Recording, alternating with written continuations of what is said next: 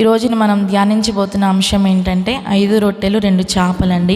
అసలు మరి దాని మర్మం ఏంటో ఈ దినం ఆత్మానుసారంగా మనం లేఖనాలను మనం ధ్యానించుకుందాం. ఇక్కడ మనం చూస్తూ ఉంటే యేసు ప్రభువారు అంట తినడానికి కూర్చోవడానికి ఏమండి చాలా ఇబ్బంది అంట. ఎందుకంటే రోగులను తీసుకొస్తూ ఉన్నారు, వాక్యం చెప్పమని అడుగుతూ ఉన్నారు, శోధించే వాళ్ళు శోధిస్తూ ఉన్నారు. అయితే ఆయన కొంచెం ప్రశాంతం కోసం చిన్న దోణి కంట ఆయన ప్రయాణమై ఒక అరణ్య ప్రదేశానికి ఏకాంతంగా దేవునితో గడపడానికి వెళ్తూ ఉన్నట్లుగా అక్కడ మనం చదువుతూ ఉన్నాం.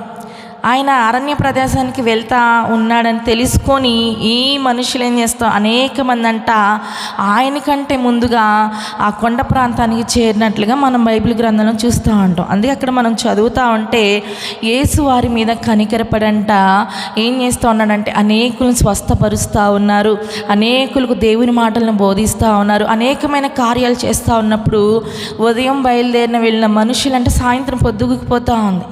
వాళ్ళకి ఆకలి దప్పులు తెలియట్లా. ఇప్పుడు మనం ఒక మీటింగ్ పెట్టాలన్న ఏం చేయాలి, ముందు ఆహారం ఉన్నా లేకపోతే ఏం సదుపాయం ఉంటుందండి, మనకి మంచినీళ్ళ సదుపాయం చూసుకుంటాం. ఎక్కడికి వెళ్ళినా సరే డబ్బులున్నా లేకపోయినా చిన్న వాటర్ బాటిల్ కుండలో నీళ్ళు పోసుకొని మనం చేత్తో పట్టుకుని వెళ్తాం కదా.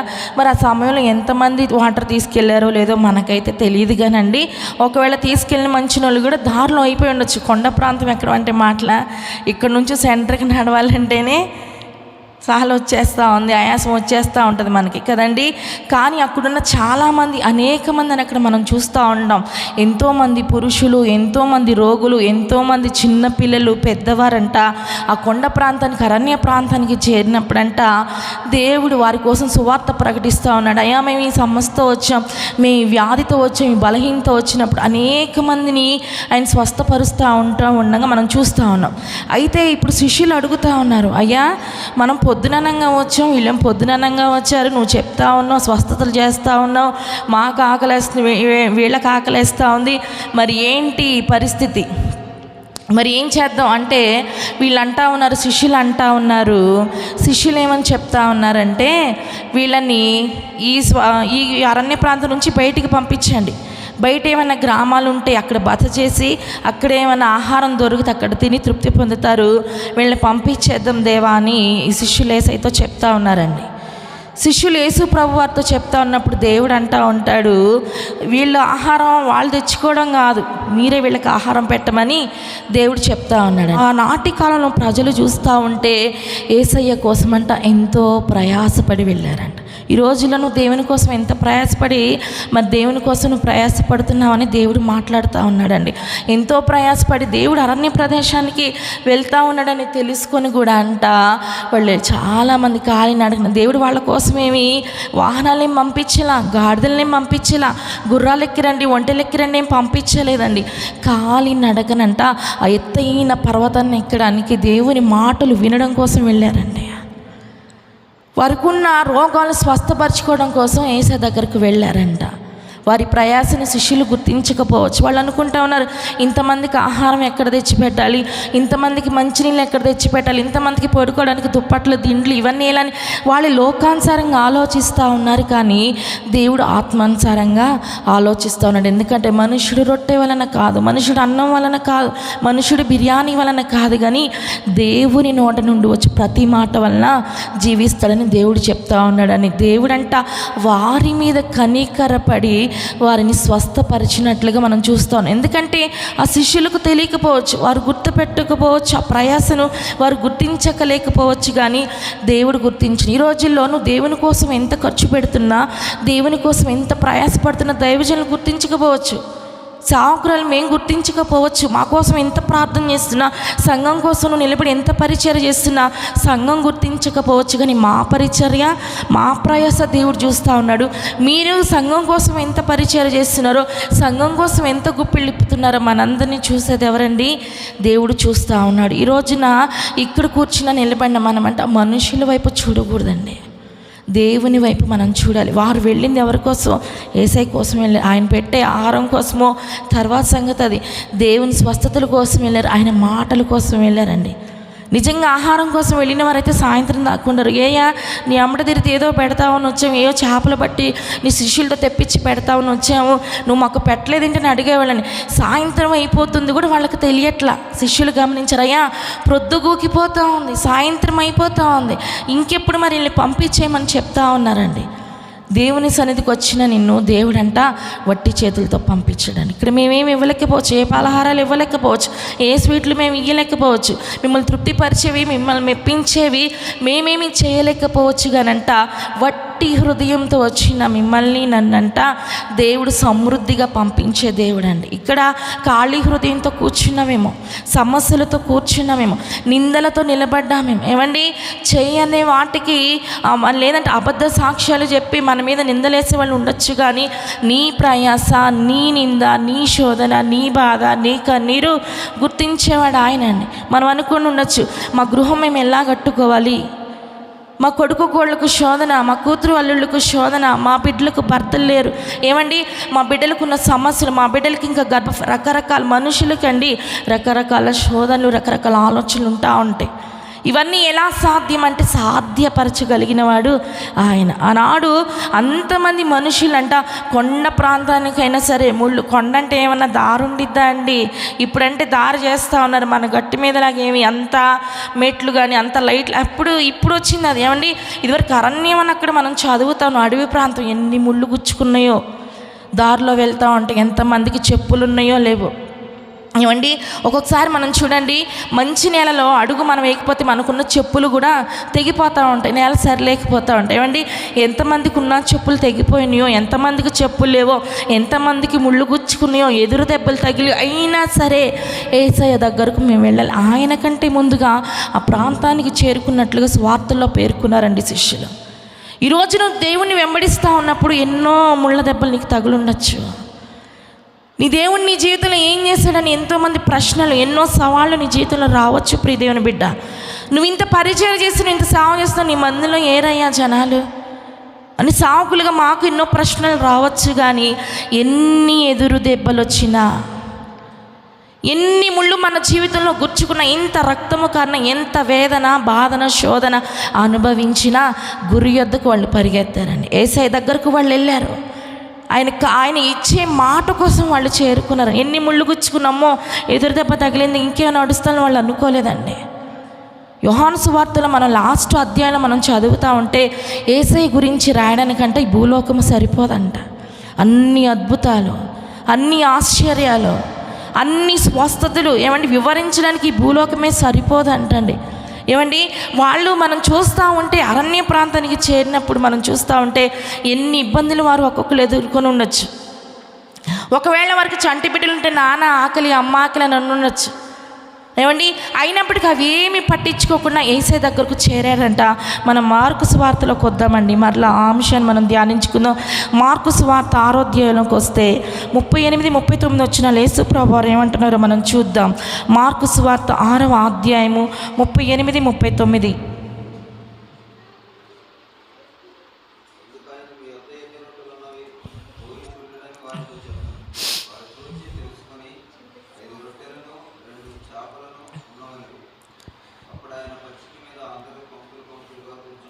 చాలండి. ఇక్కడ మనం చూస్తూ ఉంటే ఇప్పుడు మనం మత్తయి సువార్తలో చదువుకున్నాం కదండి, ఎంతోమంది ప్రయాసపడి వచ్చారు, వాళ్ళందరికీ ఆకలేస్తూ ఉంటుంది, వాళ్ళని పంపించేయమని శిష్యులు చెప్తా ఉంటే యేసు ప్రభువు వారు అంటూ ఉన్నారు, వాళ్ళెవ్వరూ ఎక్కడికి వెళ్ళి ఆహారం తెచ్చుకోవాల్సిన పని లేదు, మీరే వాళ్ళకి ఆహారం పెట్టమని దేవుడు అంటూ ఉంటాడు.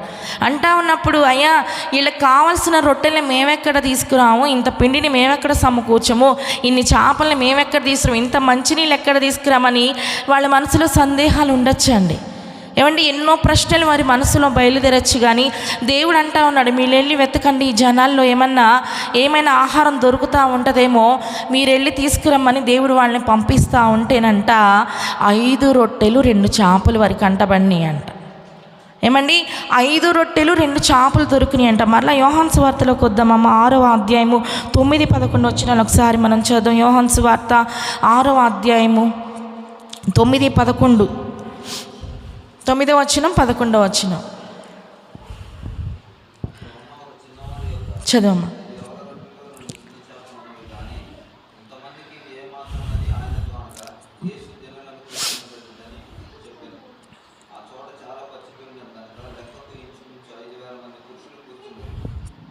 చాలండి.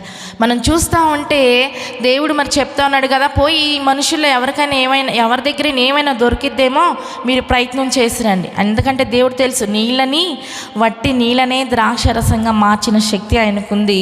అపవాది శోధిస్తూ ఉన్నప్పుడు ఈ రాళ్లను రొట్టెలుగా చేసుకోమని చెప్తా ఉన్నాడు అపవాదిగాడు. ఏమండి అంటే రాళ్లను సహితము ఆహారంగా మార్చే శక్తి ఏసైకుందని ఏసైకి తెలుసు, అపవాదికి తెలుసు. అయితే ఇప్పుడు దేవుడు చెప్తా ఉన్నాడు, వీరిలో ఇంతమంది కూర్చొని ఉన్నారు కాబట్టి వీరి దగ్గర ఏమైనా దొరికిద్దేమో మీరు తీసుకురండి.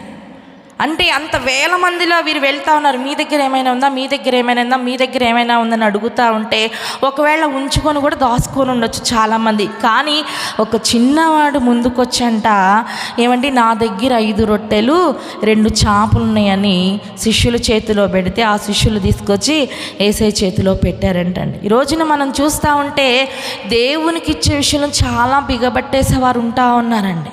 ఏమండి అన్నీ ఖర్చు పెడతా ఉంటాం, అన్నీ చేసుకుంటూ ఉంటాం. ఏమండి కానీ అక్కడున్న చిన్నవాడు, ఇక్కడ మనం చదువుతూ ఉంటే 5,000 మంది పురుషులు, ఏమండి స్త్రీలు చెప్పనే అక్కర్లేదు. ఈ రోజులో మనం చూస్తూ ఉంటే ఎక్కడ చూసినా స్త్రీలు ఎక్కువే ఉంటారు మందిరంలో కదండి. అక్కడ పురుషులు 5,000 మంది అని రాశారు. అంటే స్త్రీలు ఇంకా లెక్కలేదు. స్త్రీలతో పాటు ఇప్పుడు నాతో పాటు నాకు 2 పిల్లలు, ఏమండి అలా స్త్రీలతో పాటు ఆడవారితో పాటు వారి పిల్లలు, ఏమండి ఇంకా వ్యాధిగ్రస్తులు, వారితో పాటు వారికి సహాయానికి వచ్చిన వారు, ఇంకా లెక్క లేదు. పురుషుల గురించి మాత్రమే అక్కడ వ్రాయబడిందండి. ఏమండి 5,000 మంది పురుషులు, ఇంకా 1,000 మంది స్త్రీలు, 1,000 మంది పిల్లలు, రోగులు, వారితో పాటు సహాయానికి వచ్చిన వారు, ఏమండి ఆయన కోసం చూద్దామని వచ్చిన వారు, అసలు ఆయన మాట ఎలా ఉండిద్ది, ఆయన నడక ఎలా ఉండిద్ది, ఆయన వస్త్రధారణ ఎలా ఉండిద్దని ఆయన గమనించడానికి వచ్చిన వారు మొత్తం చూస్తూ ఉంటే ఎవరి దగ్గర ఏమీ దొరకలేదండి. అంత 1,000 మందిలో ఒక్క చిన్నవాడు ముందుకొచ్చంట, నా దగ్గర ఉన్నాయని దేవుడికి ఇవ్వడానికి ముందుకొచ్చాడంట, నేర్పించాలని. ఇక్కడ కూర్చున్న నువ్వు దేవుని కోసం ఎంతో ప్రయాసపడి మందిరానికి వస్తున్నావంట. ఎన్నో ముళ్ళ దెబ్బలు, ఎన్నో ఆటుపోటులు, ఎన్నో సమస్యలు వచ్చినా నా దేవుడు మాకున్నాడని వస్తున్నావంట. కానీ నీవు ఇవ్వాల్సిందే నీకు ఇవ్వట్లేదంట. ఏమండి ఏమి ఇవ్వాలి, ఆయన ఏం కోరుకుంటా ఉన్నాడంటే నీ హృదయంలో స్థానాన్ని ఆయన కోరుకుంటా ఉన్నాడు. అక్కడ 1,000 మందిలో ఒక చిన్నవాడు ముందుకు వచ్చాడండి. చాలామంది అమ్మో ఇప్పుడు యేసయ్యకి ఇచ్చేస్తూ ఉంటే, అమ్మో దారి పొడుగుతున్నా వెళ్ళేటప్పుడు నా పిల్లలు నన్ను అడిగితే నేనేం తెచ్చి పెట్టాలి, మా దగ్గర లేవయ్యా. అమ్మో యేసయ్యకి ఇచ్చేస్తూ ఉంటే నేను అసలే పేషెంట్ని, ఈ ఉన్న ఒక్క రొట్టి నీళ్ళ తిత్తులో నీళ్ళు ఇచ్చేస్తూ ఉంటే నేనేం చేయాలి, నా దగ్గర లేవు. అలా ఎంతమంది దాచుకున్నారోనండి, ఎంతమంది చాకులు చెప్పుంటారో. కానీ చిన్నవాడంట తనకున్నది మొత్తం యేసయ్య చేతిలో పెట్టాడంట. దేవుని కోసం వస్తున్నా బాగానే ఉంది, దేవుని కోసం పరిచయం చేస్తున్నా బాగానే ఉంది, నీ సమస్య కోసం ప్రార్థన చేస్తూ ఉన్నా బాగానే ఉంది. కానీ నీ హృదయంలో స్థానం ఆయన కోరుకుంటా ఉన్నాడు. ప్రియ దేవుని బిడ్డ, నీ హృదయాన్ని ఆయన చేతిలో నువ్వు పెట్టాలంట. నువ్వు పెడుతున్నావా? నీ జీవితాన్ని ఆయన చేతుల్లో పెట్టాలని నేను కోరుకుంటా ఉన్నాడు. ఈ చిన్నవాడు ఎప్పుడైతే 5 రొట్టెలు 2 చేపలు దేవుని చేతులకు వెళ్ళినాయి అంట, ఆయన ఆకాశము వైపు కన్నులెత్తి యేసు ప్రభువారు ఆ రొట్టెలను పట్టుకుని కృతజ్ఞతాస్తుతులు చెల్లించంట విరిచి వడ్డించండి. దేవుడు చెప్తా ఉన్నాడు, మీరు కొసరు వడ్డించదు. చాలామందిని మనం భోజనాల్లో చూస్తూ ఉంటే చెయ్యి గడగడ ఆడిపోతూ ఉంటుంది. ఏమండి ఒక ముక్క ఎక్కువ పడితే ఇంకా వేరే బంతులకు సరిపోయాడు. కానీ దేవుడు చెప్తున్నాడు, సమృద్ధిగా తిన్న వారికి తిన్నంత అడిగిన వారికి అడిగినంత వేసండి. చేపలు ఎన్ని అడితే చేపలండి. కొంచెంమంది మాంసాపేక్షకులు ఉంటారు కదండి, చేపలు అడిగిన వాళ్ళకి చేపలు వడ్డించండి అయ్యా, రొట్టెలు అడిగిన వాళ్ళకి రొట్టెలు అడిగండి. కొంతమంది మనం భోజనాల్లో చూస్తూ ఉంటే విస్తర్లో పెట్టినట్టు దాచేసుకొని మళ్ళీ ఇలా పెడతా ఉంటారు. అలా దాచుకున్నా సరే మీరు వడ్డిస్తూ ఉండండి. వాళ్ళందరూ తిన్న తర్వాత అంట 12 గంపల ఆశీర్వాదం మిగిలిందంట. నిజంగా 12 గంపల ఆశీర్వాదం మిగిలింది. 5,000 మంది పురుషులు తిన్నారు. ఈ రోజున మనం చూస్తూ ఉంటే ఒక్క దైవజనుడికి ఆహారం పెడితేనే ఆశీర్వాదం అని బైబిల్ చెప్తా ఉంది. ప్రవక్తను నేర్చుకుంటే ప్రవక్త ప్రతిఫలం పొందుతారని దేవుడు చెప్తా ఉన్నాడు. కానీ ఆ చిన్న బిడ్డ అనేక మంది ఆకలి తీర్చడానికి ఆయన గుప్పిళ్ళు విప్పాడు కదా, ఆయన ఎంత ఆశీర్వదించబడ్డాడో, ఆ చిన్న బిడ్డని దేవుడు ఎంత అభిషేకించి వాడుకున్నాడో. ఏమండి దేవుని దగ్గర మంచి పేరును కొట్టేశాడండి ఆయన. ఈ రోజున మనుషులను మనం చూస్తూ ఉంటే పేరు కోసం దాన ధర్మాలు చేసేవాళ్ళు ఉన్నారు, కానీ దేవుని మందిరాలు పడిపోతే కట్టించే అధికారులు లేరండి. దేవుని సేవకులకి సహాయం చేసేవాళ్ళు లేరు. కానీ వేరే వేరే వాటి కోసము, పేరు కోసము ముందుండి నడిపించే అధికారులు ఉన్నారు, వ్యర్థమైన వాటి కోసం ఖర్చు పెట్టేవారు ఉన్నారు. కానీ ఈ చిన్న బాలుడిలాగా దేవునికి ఉపయోగపడే విధంగా ఎవరు మార్చబడలేకపోతా ఉన్నారండి. దేవుని కోసం మనం ఖర్చు అవ్వడం నేర్చుకోవాలి. నీ బిడ్డలకు నువ్వు అది నేర్పించాలి. మనమే దేవుని కోసం ఖర్చు అవ్వము, మనమే దేవుని కోసం కష్టపడమండి. ఇంకా నీ బిడ్డలు ఎలా నేర్చుకుంటా ఉన్నారు? కానీ ఆ చిన్న బాలుడు అనుకోలే, అమ్మో ఇచ్చేస్తా, మా అమ్మ నన్ను ఇంటికి వెళ్తే కొట్టిద్దేమో, ఒకవేళ అక్కడ వాళ్ళ అమ్మ ఉందో లేదో, ఏమండి. కానీ ఆ చిన్న బాలుడు అయ్యా నా దగ్గర ఇవన్నీ అని ఇచ్చాడు కదా. అంతమంది ఆకలి తీర్చడానికి ఆ చిన్న బాలుడు కారణమేడండి. 12 గంపల ఆశీర్వాదం. ఆ బిడ్డను ఎంతమంది మెచ్చుకున్నారో, ఈ బాలుడు ఇప్పుడు దాకా నా పక్కనే కూర్చున్నాడే, చూడండి ఆ బాలుడే, అదిగో ఆ అబ్బాయే అని ఎంత గుర్తింపు వచ్చిందో. ఈ రోజుల్లో చిన్న పాట పాడితేనే వాళ్ళని హైలైట్ చేసేసి ఏమంటే ఎక్కడ చూసినా వ్యూస్లు పెరిగిపోతాయి, లైక్లు కామెంట్లు పెరిగిపోతా ఉన్నాయి వాళ్ళు. కానీ ఆ రోజుల్లో సోషల్ మీడియా ఉంటే టీవీ ఛానల్ వాళ్ళందరూ ఇలా బాలుడి దగ్గరికి వెళ్ళి పడేవాళ్ళేమో. నీకు ఎలా ఇవ్వాలనిపించింది, ఎన్ని తెచ్చుకున్నావు, ఎన్ని ఇచ్చావు, ఎన్ని దాచుకు, ఇంకా ప్రశ్నల మీద ప్రశ్నలు ఆ మీడియా వాళ్ళు ఇసుకిచ్చేవాళ్ళేమోనండి. కానీ చిన్న బాలుడంట యేసయ్య దగ్గర గుర్తింపు తెచ్చుకున్నాడండి. నువ్వు గుర్తింపు తెచ్చుకోగలుగుతున్నావా యేసయ్య దగ్గర? ప్రియ సహోదరి సహోదరుడా, ఎంతమంది ఉన్నా ఆయన కనుదృష్టి నీ మీద ఉండాలి. దేవుడు ఎంత మెచ్చుకొని ఉంటాడోనండి కదండి. ఆయన మెచ్చుకునే జీవితం మనకు కావాలండి.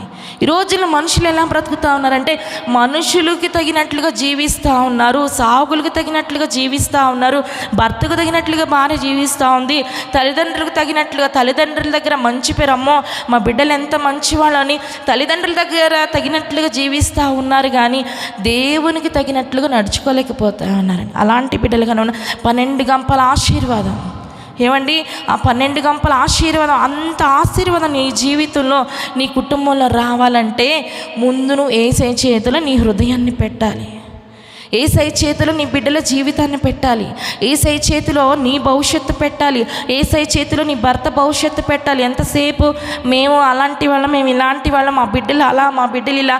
చాలామందిని చూడండి, మా బిడ్డల కంటే మీ బిడ్డల కంటే మా బిడ్డలని బట్టి అతిశయపడే వాళ్ళు ఉంటారండి. ఓకే, అతిశయపడి కానీ కాదు, ముందు దేవుణ్ణి గౌరవించి దేవుణ్ణి హెచ్చించిన తర్వాత నీ బిడ్డల్ని హెచ్చించు. ఏమండి, దేవుని కంటే తమ బిడ్డల్ని హైలైట్ చేసుకుంటూ ఉంటారు, దేవుని కంటే వీళ్ళే గొప్పవాళ్ళలాగా మార్చిపడుతూ ఉంటారు, దేవుడి కంటే మేమే గొప్పవాళ్ళం అని అనుకుంటూ ఉంటారు. కానీ ఏదో ఒక రోజున సతికిలు పడతావు. చాలా జాగ్రత్త. దేవుని కంటే మనుషుడు గొప్పవాడు కాదు, దేవుడి కంటే ఏ దేవత గొప్పది కాదండి. లూసిఫర్ అయినా మరి ఆ దేవదూతి అనుకుంటా ఉంది, మహోన్నతునితో నన్ను నేను సమానంగా చేసుకొను, సభాపర్వతం మీద నేను కూర్చుంటాను, అది ఇది అని తన మనసులో తాను అనుకుంది. ఒక నెట్టి వెళ్ళి కిందనున్న పాత్రలో ఒక మూలన పడవేయబడింది అపవాది. దేవుని కంటే మనం ఎవరం గొప్పవాళ్ళం కాదండి. దేవుని కంటే నీ బిడ్డలకున్న ఉద్యోగాలు గొప్పవి కావు. చాలామంది మా అబ్బాయికి అది ఉందండి, మా అబ్బాయికి అన్ని బండ్లు ఉన్నాయండి, మా అబ్బాయికి అన్ని షాపులు ఉన్నాయి, మాకు అంత బిజినెస్, ఇంత వ్యాపారం, అది ఇది ఎన్ని ఉన్నా నీ జీవితాన్ని దేవుని చేతిలో నువ్వు పెట్టాలి, వాళ్ళకి నేర్పించాలి. వేటిని బట్టి నువ్వు అతిశయపడకూడదు. చిన్నప్పటి నుంచే చిన్నప్పటి నుంచి చిన్న వయసులో ఉండగానే తనకున్న 5 రొట్టెలు 2 చేపలు దేవునికి ఇచ్చాడంటే వాళ్ళ అమ్మ ధర్మశాస్త్రం ఖచ్చితంగా బోధించి ఉంటుంది. పెద్దవాళ్ళని గౌరవించమని చెప్పుంటుంది, అనేక మంది ఆకలి నువ్వు తీర్చమని చెప్పుంటుంది, నిన్ను వాళ్ళని నీ పొరుగు అని ప్రేమించాలంటే నాకు ఆకలి వేసినట్లుగా మీకేసిద్ది, నాకు దాహం వేసినట్లుగా మీకు దాహం అయింది అండి. అనేక మందిని నువ్వు ప్రేమించాలి, ఆ ప్రేమను బట్టి ఆ బిడ్డ ఇవ్వగలిగాడండి. మరి ఆజ్ఞలను మనం పాటిస్తూ ఉన్నామా? ఏమండి, ఆ ప్రేమ ఉండదు మన జీవితాల్లో.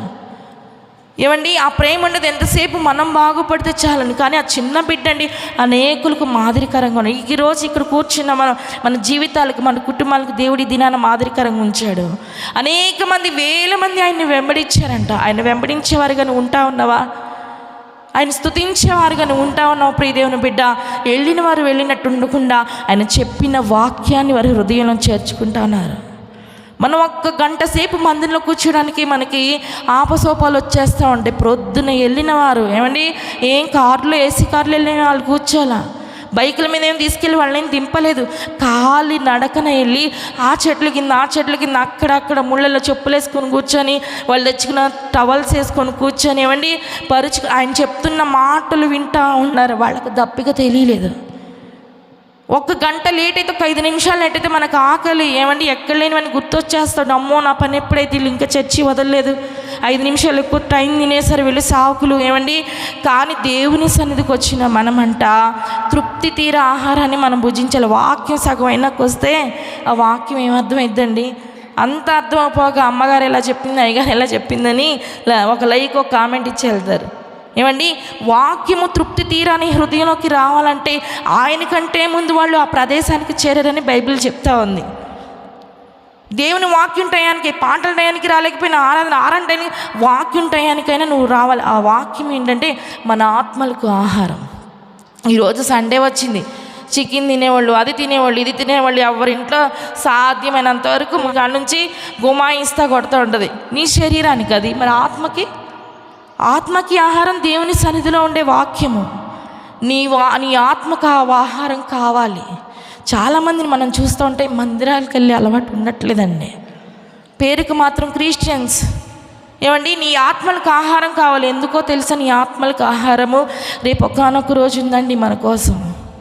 తీర్పు జరగబోతూ ఉంది, రాకడ రాబోతూ ఉంది. ఎత్తబడే వాళ్ళు ఎత్తబడతారు. దేవునితో సహవాసం చేయగలిగిన వాళ్ళు, దేవునితో మరి ఆయనతో ఉండేవాళ్ళు అంట ఎత్తబడుతూ ఉంటారు. ఆయనతో సహవాసం లేనివాళ్ళు, మందిరానికి వెళ్ళి అలవాటు లేనివాళ్ళు, ఏమండి దేవుడు అంటే ఇష్టం లేని వాళ్ళని, దేవుడు దూషించేవాళ్ళు, ఇక్కడే ఉన్నా నేను ఆయన నన్ను స్తుతించే వాళ్ళని నేను తీసుకుపోతానని ఆయన తీసుకుపోతాడు రెండో రాకడలో.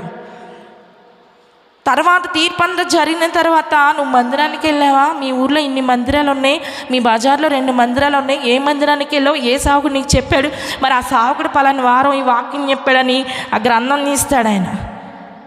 మరి నువ్వు వెళ్ళినట్టు ఇక్కడేం కనిపించట్లేదని మొత్తం మనం ఇక్కడ అబద్ధాలు చెప్తూ ఉంటాం కదా. ఏమండి, మా అయ్యగారు చెప్పలేదండి, అయ్యగారు చెప్పాడో లేదో, అమ్మగారు చెప్పిందో లేదో, మొత్తం అక్కడ ఆయన స్క్రీన్ వేస్తూ ఉంటాడు. అప్పుడు కనిపిస్తూ ఉంటుంది, ఎదిగో నువ్వు పలానా కుర్చీలో కూర్చున్నావు, అదిగో పలానా చోట నువ్వు కూర్చున్నావు అని దేవుడు మాట్లాడుతూ ఉంటాడు. ప్రియ సహోదరి సహోదరుడా, ఎంతసేపు శరీరాన్ని తృప్తిపరచడం కోసం, శరీరాన్ని పోషించడం కోసం ఈ మనుషులు తాపత్రయపడతా ఉన్నారు, కానీ ఆత్మ కోసం ఎవరు తాపత్రయపడలేకపోతూ ఉన్నారండి. దేవుని కోసం నువ్వు ప్రయాసపడాలి. 5 రొట్టెలు 2 చేపలు దేవుని చేతిలో పెట్టినట్లుగా నీ హృదయాన్ని, నీ జీవితాన్ని ఆయన చేతిలో పెట్టాలని ఆయన కోరుకుంటా ఉన్నాడు. ఈ రోజులో మనం చూస్తుంటే యవనస్తులు ఎందుకు పాడైపోతూ ఉన్నారో తెలుసా అండి? యవనస్తులు ఎందుకు ఆత్మహత్యలు చేసుకున్నారో తెలుసా? వారి జీవితాలని వేరే వాళ్ళ చేతిలో పెడతా ఉన్నారు. వారి కోరికలను వారి ఇష్టానుసారంగా వారి జీవితాలను పాడు చేసేసుకుని ఏం అవుతా ఉన్నారంటే వారి జీవితాలు పాడైపోతూ ఉన్నాయండి. వారి జీవితాలను దేవుని చేతిలో పెట్టట్లా. అయ్యా మా తల్లిదండ్రులు ఎంతో కష్టపడి చదివిస్తూ ఉన్నారు, మమ్మల్ని ప్రయోజనం చేయాలని చూస్తూ ఉన్నారు, అందుకు తగినట్లు మేము కూడా చదవాలి, మేము కూడా మంచి ఉద్యోగాలు చేయాలి, మమ్మల్ని ఆశీర్వదించని వీళ్ళు ప్రార్థన చేయట్లేదు. ఎక్కడ పెడుతున్నారో తెలుసు? వీరి జీవితాలు పాపం అపవాది చేతిలో పెడతా ఉన్నారు. యేసయ్య చేతిలో 5 రొట్టెలు 2 చేపలు పెట్టిన చిన్న బాలుల్లాగా వీరు ఉండట్లేదండి. వారి జీవితాలని, వారి చదువుల్ని, వారి ఉద్యోగాలను తీసుకెళ్ళి అపవాది చేతిలో పెడతా ఉన్నారు. వాళ్ళు ఎందుకు కాకుండా అయిపోతూ ఉన్నారు. తల్లిదండ్రులు ఏడుస్తూ ఉన్నారు, అయ్యా 1 సంవత్సరం అయితే ఉద్యోగం వచ్చేది, 1 నెల అయితే చదువు అంతా అయిపోయేది, మా బిడ్డలు చచ్చిపోయారు, సూసైడ్ చేసుకున్నారు. ఎందుకు ఏడుస్తున్నారు తెలుసా? వారి జీవితాలు, వారి చదువులు, వారి ఆశలు దేవుని చేతిలో పెట్టలేదండి. లోకం మీద వారి పునాదులు వేసుకుంటూ ఉన్నారు. ప్రియ సహోదరి సహోదరుడా, దేవుణ్ణి తెలుసుకుని వాళ్ళు అవ్వకూడదని దేవుడు మాట్లాడుతూ ఉన్నాడు. 12 గంపల ఆశీర్వాదం. నీ జీవితంలో ఎప్పుడు ఆశీర్వాదం రావాలంటే ఆయన చేతిలోకి మీరు వెళ్ళాలి, ఆయన చేతిలోకి మేము వెళ్ళాలి. ఆయన హస్తంలోకి మిమ్మల్ని మీరైతే ఎప్పుడైతే వెళ్తారో ఆయన కృతజ్ఞత స్తుతులు చెల్లించి ఎట్టి రీతిగా విరిచి వడ్డించమని చెప్పాడో మిమ్మల్ని బట్టి ఆయన సంతోషించి ఆయన ఆశీర్వదిస్తానే ఉంటాడు. మీ చదువులను ఆశీర్వదిస్తాడు, మీ కుటుంబాలను ఆశీర్వదిస్తాడు, మీ గృహాన్ని ఆశీర్వదిస్తాడు, మీ పిండి పిసుకు తొట్టిని ఆశీర్వదిస్తాడు, మీ ద్రాక్ష తొట్టిని ఆశీర్వదిస్తాడు, మీ బిడ్డలు చదువులను ఆయన ఆశీర్వదిస్తాడండి. మనం వస్తున్నాం వెళ్తున్నాం కానంట ఖాళీ చేతులతోనే దేవుడు అడుగుతా ఉన్నప్పుడు, అమ్మా నీ హృదయం ఖాళీగా ఉందా? లేదయ్యా, ఇవాళ వచ్చే సినిమాకి నేను హృదయాన్ని వాళ్ళు బుక్ చేసేసానయ్యా. దేవుడు అడుగుతున్నాడు, వెళ్ళి అడగండి, ఎవరి దగ్గరైనా రొట్టెలు ఉన్నాయా? ఎవరి దగ్గర రొట్టెలు ఉన్నాయి, 1 రొట్టె ఉన్నా చాలు, నేను ఆ రొట్టెను 1000 రొట్టెలుగా మార్చగల శక్తి సామర్థ్యం నాకుందని దేవునికి తెలుసు. దేవునికి ఉందని దేవుడు శిష్యులను పంపిస్తున్నాడు, ఆ జనాల్లోకి పంపిస్తూ ఉన్నాడు. ఒక్కళ్ళు ముందుకు వచ్చారండి. దేవుడు ఇది నన్ను అడుగుతూ ఉన్నాడు, నీ హృదయం ఖాళీగా ఉందా? ఏ పాపానికి నువ్వు స్థానం ఇచ్చావు? ఏ లంచానికి నువ్వు స్థానం ఇచ్చావు, ఏ పాపానికి నువ్వు స్థానం ఇచ్చావు, ఏ అబద్ధాలకు నువ్వు స్థానం ఇచ్చావు, ఏ అక్రమ సంబంధాలకు నువ్వు స్థానం ఇచ్చావు, ఏ పోట్లాట్లకు నువ్వు స్థానం ఇచ్చావు, ఏ వేషధారణకు నువ్వు స్థానం ఇచ్చావు, ఏ లోకాశలకు నువ్వు స్థానం ఇచ్చావు. దేవుడు అంటా ఉన్నాడు, నీ హృదయంలో నాకు స్థానం కావాలి. ఎవరికి నువ్వు చోటు ఇచ్చావు? ప్రియ సహోదరి సహోదరుడా, మనల్ని మనం పరిశీలన చేసుకోవాలి. దేవుడు అడుగుతా ఉన్నాడు, ఆయన చేతిలోకి రావాలి. నువ్వు ఆయన చేతిలోకి నువ్వు రాలేకపోతున్నావు కాబట్టి మన కుటుంబంలో నిత్యం సమాధానం ఉండట్లేదండి. నా పోట్లాటలు నేనేం జయించుకోగలను, నా ఆశలు నేను తీర్చుకోగలను, నా కోరికలు నేను తీర్చుకోగలనని మన ప్రయత్నాలు మనం చేసుకుంటా ఉన్నామండి. అలాంటి చిన్న కోరికున్న, చిన్న ఆశన్న దేవుని సన్నిధిలో నువ్వు ప్రార్థన చేసుకోవాలి. ఆ చిన్నదైనా నేను తీర్చుకోగలను కదండి. చిన్న కోరికైనా సరే, చిన్న ఆశ, అది చిన్న కార్యమైనా దేవుని పాదాల చేత పెట్టడం మనం నేర్చుకోవాలండి. ప్రార్థన అనుభవం మనం నేర్చుకోవాలి. దేవుని కోసం ప్రయాసపడడం మనం నేర్చుకోవాలి. ఇక్కడ అందుబాటులో ఉన్న మందిరాలకి మనం రాలేకపోతున్నాం. పరలోకం ఏం చేరుతావు ప్రియ సహోదరి సహోదరుడా? పరలోకాన్ని నువ్వేం చేరగలుగుతావు? మందిరం అంటే ఆసక్తి ఉండదు, మందిరం అంటే నిర్లక్ష్యం, లోకాశలు, లోక సంబంధమైన పనులు, లోక సంబంధమైన కోరికలు, లోక సంబంధమైన ప్రయాణాలు, లోక సంబంధమైన సమస్తం నీకు కావాలే. పరలోకం ఎలా చేరుతావు నువ్వు? ఆయన పరిశుద్ధుడు కనుక మీరు పరిశుద్ధులు కూడా మన బైబిల్ చెప్తా ఉంది. అజ్ఞాతిక్రమమే పాపము, మందిరానికి రాకపోవడమే పాపము. నువ్వు తెల్లవారుజామున 5ంటికి పడుకున్నా నువ్వు మందిరానికి రావాలి అంతే. ఆదివారం నేను శనివారం పడుకునేసరికి తెల్లవారు ఇవాళ 5ంటికి నేను పడుకున్నాను, నేను రాలేకపోయానంటే కుదరదు. ఎందుకంటే ఆజ్ఞ అంతే. నువ్వు ఆదివారాన్ని ఆరాధన చేయాలి దేవుని దృష్టిలో. నేను పనికి వెళ్ళి వచ్చానండి, నా ఒళ్ళు నొప్పులు జ్వరం కాదు, మనం అన్నం తింటే మానే మరి మానేయం. ఏమండి, దేవుని సన్నిధి అంటే నిర్లక్ష్యం. మాకేం ఇబ్బంది లేదండి, దేవుని వాక్యం ఉన్నదన్నట్లుగా మనం బోధించాలి. దేవుని వాక్యం మేము నమ్మకంగా బోధించకపోతే మమ్మల్ని గెట్అవుట్ అంటాడు రేపు దేవుడు. నువ్వు తెల్లారి ఇవాళ 7ంటికి పడుకున్నా నువ్వు 8ంటికి మందిలోకి రావాలంతే. నువ్వు శనివారం ఏటేటి తిరిగి వచ్చిన ఆధార్ నువ్వు బైబిల్ పట్టుకుని దేవుని సన్నిధిలో కూర్చోవాలి అంతే. ఎంతో ప్రయాసపడి వాళ్ళు అరణ్యానికి చేరుకున్నారండి. దేవుడేమి అనౌన్స్ చేయాల. నెల నుంచి మనం చూస్తూ ఉంటే ఎక్కడ మీటింగ్లు ఉంటే హడావుడి జరిగిపోతూ ఉంటుంది. పలానా సేవకులు వస్తున్నారు, ఏ ఊరిని వేళ పెక్సీలు చూడలేక చచ్చిపోతున్నాం. ముందు మనం పెద్ద పెద్ద సేవకులు వస్తున్నారు, అది వస్తున్నారు, వీళ్ళు వస్తున్నారు. ఆ పండుగలు, ఈ పండుగలు, ఎత్తబడే పండుగలు, దిగబడే పండుగలు, ఏమండి ఎన్నెన్నో ఆ పోస్టులు లేటు చూసి ఏం ఖాళీ ఉన్నట్ల, షాపులు ఖాళీ ఉన్నట్ల, గోడలు ఖాళీ, ఇల్లు ఖాళీ ఉన్నట్ల, ఈ ఫ్లెక్సీలు పోస్టులు చూడలేక చచ్చిపోతా ఉన్నాం. ఏమండి, కానీ దేవుడు అనౌన్స్మెంట్ చేయలా. రహస్యంగా పాపం ఆయన ప్రశాంతత కోసం వెళ్తూ ఉంటే, అమ్మో దేవుడు పలానా ప్రాంతానికి వెళ్తా ఉన్నాడు, మనం కూడా వెంబడిద్దాం పండి అని ఆశతో దేవుని సన్నిధికి వెళ్ళి ఆశతో వాక్యం వింటా ఉన్నారండి. వాళ్ళు ఎప్పుడైతే ప్రయాసపడి మరి దేవుని సన్నిధిలో వాళ్ళు కూర్చున్నారో, ప్రయాసపడి వాక్యం వింటున్నారో, ప్రయాసపడి ఆకలి దప్పులను విడిచిపెట్టి దేవుని సన్నిధిలో కూర్చున్నారో, ఆ ప్రయాసం దేవుడు చూచాడు. దేవుడు చూచి సమృద్ధిగా ఆహారాన్ని వారికి పెట్టి పంపించాడండి. నువ్వు ఎప్పుడైతే ప్రయాసపడి దేవుని సన్నిధిలో నువ్వు కూర్చుంటావో, ప్రయాసపడి దేవుని కొరకు నువ్వు నిలబడతావో, ప్రయాసపడి దేవుని కొరకు నువ్వు పరిచర్య చేస్తావో, ప్రయాసపడి నీకేమున్నా లేకపోతే దేవుని కొరకు నువ్వు గుప్పిళ్ళు విప్పుతావో, ఆ ప్రయాసని ప్రభువు చూస్తాడు. నిన్ను ఖాళీగా నింపడు, నీ ఇల్లు ఖాళీగా ఉంచడు, నీ హృదయం ఖాళీగా ఉంచడు, నీ బిడ్డల్ని వట్టి చేతుల్లో ఉంచడు, చినిగిపోయిన బట్టలతో ఉంచడు. ఆయన ఏమీ లేకుండా ఖాళీ ప్లేట్లు ఉంచడు, మన ప్లేట్లు సమృద్ధిగా నింపుతాడు ఆయన. ప్రియ సహోదరి సహోదరు, చిన్న బిడ్డ వల్ల మనం ఇచ్చేవారిగా ఉండాలి. ఆయన నుంచి వెండి బంగారాలు ఆశించట్లేదు. ప్రియ సహోదరి సహోదరుడా, నీ హృదయాన్ని కోరుకుంటా ఉన్నాడు, నీ హృదయం అనే తలుపు తడతా ఉన్నాడు. ఈరోజు వచ్చే సినిమాకు, ఈరోజు వచ్చే సీరియల్కు నువ్వు స్థానం ఇస్తూ ఉంటే ఆయన నీ హృదయం కాదు, నీ పక్కన వాళ్ళ ఇంటికి వెళ్ళిపోతా ఉన్నాడు. ఆయన నీ హృదయంలో లేకపోతే సమాధానం ఉండదు, ఆయన నీ హృదయంలో లేకపోతే, ఆయన నీ ఇంట్లో లేకపోతే నెమ్మది ఉండదు, అభివృద్ధి అంతకంటే ఉండదండి. మనం చూస్తూ ఉంటాం, కొన్ని ప్రాంతాలకు వెళ్తూ ఉంటే అభివృద్ధి లేదు, ఆశీర్వాదాలు ఉండట్లేదు మన జీవితాలు. ఎందుకో తెలుసా? ఆయన చేతిలో మీరు రావట్లా, ఆయన చేతులకు మనం రావట్లేదంటే ప్రియ దేవుని బిడ్డ. చూస్తూ ఉంటే ఎప్పుడు ఒకే మామూలుగా జీవిస్తూ ఉన్నారు జీవితాలు. మన గృహాలు మార్చబడాలి, మన జీవితాలు మార్చబడాలి, మన పరిస్థితులు సరిచేయబడాలి. ఏమండి, మన బిడ్డల జీవితాలు సరిచేయబడాలంటే ఆ చిన్న బాలుడు ముందుకు వచ్చినట్లుగా, ఆ చిన్న బాలుడు దేవుని చేతిలో తమ ఉన్న ఆహారాన్ని పెట్టినట్లుగా నీకున్న సమస్తాన్ని ఆయన చేతిలో నువ్వు పెట్టాలి. అనేకులకు ఆశీర్వాద కారణంగా దేవుడిని ఉంచుతాడండి. ఆ బిడ్డను ఒక గుర్తింపు చేశాడు దేవుడు. ఎప్పుడైతే దేవుని సన్నిధికి వచ్చి అయ్యా నా దగ్గర ఉన్నాయి తీసుకోమని దేవుని చేతిలో పెట్టినప్పుడు అనేకులు ఎదుట ఆ బిడ్డను నిలవబెట్టాడు దేవుడు. అనేక మందిలో అక్కడ కూర్చున్న బిడ్డను తీసుకొచ్చి ఇప్పుడు ఎవరు ఈ రొట్టెలు ఇచ్చినా ఇక్కడ తీసుకురండి ఏసై అన్నప్పుడు, ఇదిగా అయ్యా ఈ బాలుడు అన్నప్పుడు ఏసై పక్కన పోస్ట్ వచ్చిందండి. ఆయనకి ఏసై పక్కన నిలబడ్డాడు ఆ బిడ్డ. ఏసై పక్కన మనకు ఒక స్థానము రావాలంటే ఆయనకి ఇష్టమైన జీవితం. ఆయన అడిగినప్పుడు నీ హృదయాన్ని ఇవ్వడానికి నువ్వు సిద్ధంగా ఉండాలి. నీ కుటుంబంలో స్థానం ఇవ్వాలి. నీ కుటుంబంలో బీరువాళ్ళతో ఫ్రిడ్జ్లు తేవండి, ఆ వస్తువు ఈ వస్తువులు నిండిపోతే మరి ఏసైకి స్థానం ఉందా? ఏసై ఎక్కడున్నాడు మీ ఇంట్లో? టీవీకి పెద్ద షెల్ఫ్ కట్టిచ్చేస్తా ఉన్నారు. మరి ఏసైకి ఏసైకి స్థానం ఉందా? ఇంట్లో స్థానం ఉండదు, హృదయంలో స్థానం ఉండదు. మరి మన జీవితాలు ఎలా ఆశీర్వదించబడతాయో ఈ దినాన మనల్ని మనం పరిశీలన చేసుకోవాలండి. ప్రార్థన చేసుకుందామా? ఏమండి, అరణ్య ప్రదేశానికి అక్కడున్న ప్రజలు ఆయన దగ్గరకు వెళ్ళారంట. ఆయనకంటే ముందుగా చేరుకున్నారు. మరి దేవుని సన్నిధికి రావడానికి నువ్వెంత శ్రద్ధగా ఉన్నావు? నువ్వెంత ఆసక్తిగా దేవుని సన్నిధికి వస్తా ఉన్నావు? వారి ఆసక్తిని చూసిన దేవుడు అంట తృప్తిగా వాళ్ళే ఆహారం పెట్టి పంపించారు. శిష్యులు అంటా ఉన్నారు, వద్దయ్యా వీళ్ళని అన్నప్పుడు కాదు, వీరికి ఆహారం నేనే పెడతాను దేవుడు చెప్తా ఉన్నా. ఎన్ని ఆటంకాలు వచ్చినా, నీ జీవితాల్లో ఎన్ని ఆశీర్వాదాలు వచ్చినట్టు వెనక్కి వెళ్ళిపోతున్నా, మరలా తిరిగి ఆశీర్వాదాలను ఇవ్వగలిగిన దేవుడు ఆయన.